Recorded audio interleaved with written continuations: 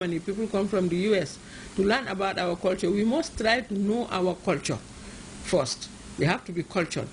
We have to respect our parents. If you don't respect your parents, you cannot respect others. And we have sympathy for our parents. And then we try to, those in school, fortunate enough to be in school, let them work hard.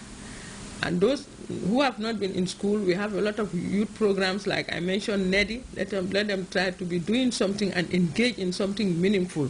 And nothing comes easy. Let us not be rushing too much, because, like you said, I'm one of the leading women, but I started from somewhere.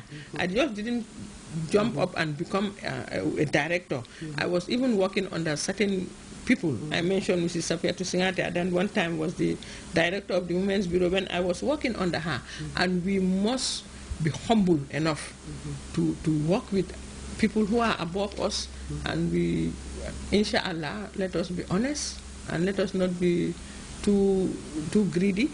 And then we, even the dress code. Young girls of today, sometimes the way they dress is appalling. We have to put all those things into consideration, and inshallah, with the help of God, we will forge ahead. Yeah, Jankenja is an upcoming Norwegian Gambian fashion designer who recently donated $5,000 to the Gambia Federation of the Disabled. Fatou Janembai has more in this interview. Jankenja is a 19-year-old, soon 20, born in Norway, raised in Norway, with parents from Gambia. Even though being born and raised in Norway, it's been very important for her parents to remind her where she has roots from and where her homeland is. So I will say Janke is a girl who's African and European, and who's very, very, very eager to learn a lot about Gambia and about everything. Janke, would you mind to tell us why the name Jarga Designs? Jarga Design is from my great-great-great-grandfathers. It's a name that's always been in the family. And for me to start something that I really want to expand and take it far, far, far, I really want to know, to show people, somebody who has knowledge of the history of Jarga Designs. Well, as soon as they see Jarga Designs, oh my God, that's the Jarga family. That's what I want to do, and it's a family name, so it's really important to me and my parents too. In life, in whatever you do, there are challenges. There are bound to be challenges. As an upcoming fashion designer, what are some of the challenges that you're confronted with? And also, as a Norwegian Gambian, how is it to be raised into countries, I'll say cultures? I would say as a designer in general, you will always have difficulties if you are not the tailor. For me, I design, I draw, I do sketches, I buy in the material, and then I go to my tailor. I'm based in Norway, so there I have my tailor, but coming to Gambia, I'll have to search for tailors. And it's really important for the designer and the tailor to meet eye to eye, so that whatever you have visions and have put on paper, the tailor will be able to meet you halfway and communicate. But that's actually very difficult. It's not easy to find a tailor that you will meet eye to eye with and understand your thinking. So I would say that that's difficult. And being raised in Norway with African parents, I would say it's a plus, because I have two cultures. I have two traditions with me. We celebrate Christmas and we do Werkod and Tobaski. We do everything. So I would definitely say that it's a big plus. Okay, and also, what is your future plans, in case if you have any, and where do you want to take Jarga Designs to? I made my whole plan. Right now, time is just governed, and God is the only one who really knows, but I can always tell you what I have planned. Right now, I'm going to go to fashion school in August, one of the best schools in Norway, and study fashion management. After that, I'm going to study business management, international business management, and my goal will be to open a Jarga Design store in Norway. And then I will open my own store and sell Jarga Designs clothes. From there, I would obviously like to develop it and do it in the Scandinavia and take it back to Africa. Maybe we'll see a Jargo design store here in Gambia. Yes, sure, inshallah, by the grace of God. And also, as a young Norwegian Gambian national residing in Norway, how can you help contribute to the socio-economic development of the Gambia? It's a lot to do, and I feel like coming from Norway, as I told you, having two cultures is a plus. You learn a lot there, and you come and you educate each other instead of just educating one another. Yeah, definitely. I think that that's a huge plus. I have a lot to contribute with. In our second segment, we'll look at women and their reproductive health. Sexually transmitted diseases affect women and girls. We'll now look at what and how we can prevent STDs. As the saying goes, a healthy woman can be the cornerstone of a long-term development of a family. Stay tuned.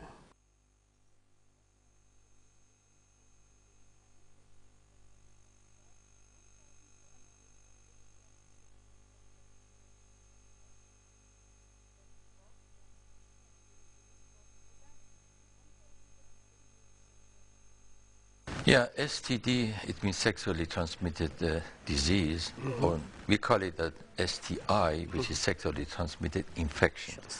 And this kind of infection is about 95%, 97%, it will transfer through the sexual contact, and it could be transferred from man to women, for women to man. And unfortunately, there are some STIs or STDs, they also can be transferred to the unborn baby. Okay.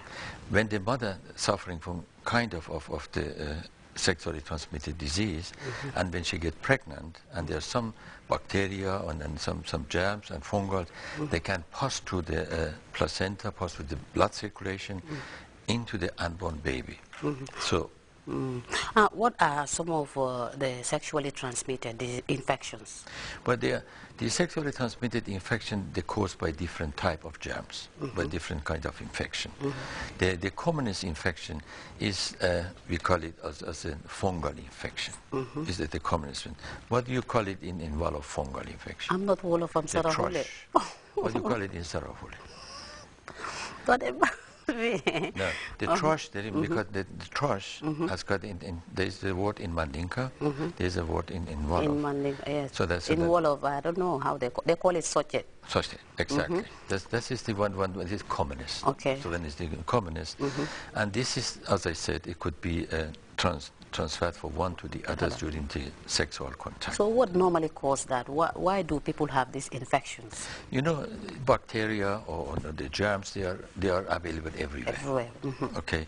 And then when they are, especially in the genital areas, and then when they are there, and then two people contact, and then when they become inflamed, they increase in numbers.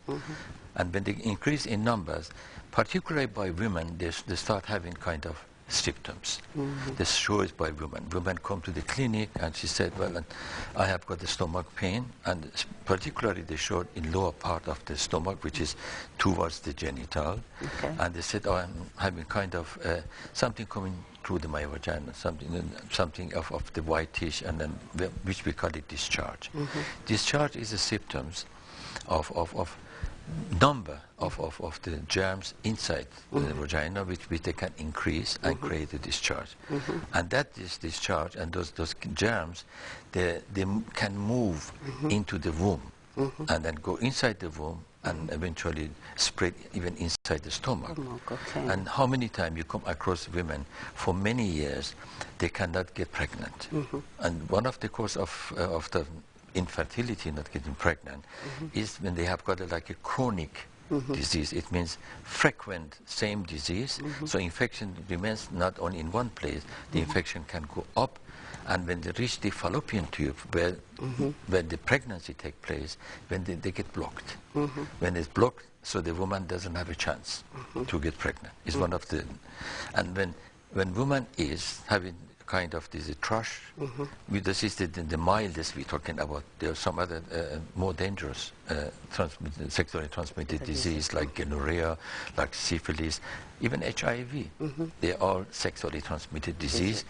By 98% they could be transferred. Now if the woman has got the thrush, have got a kind of sexually transmitted disease, and then she's pregnant.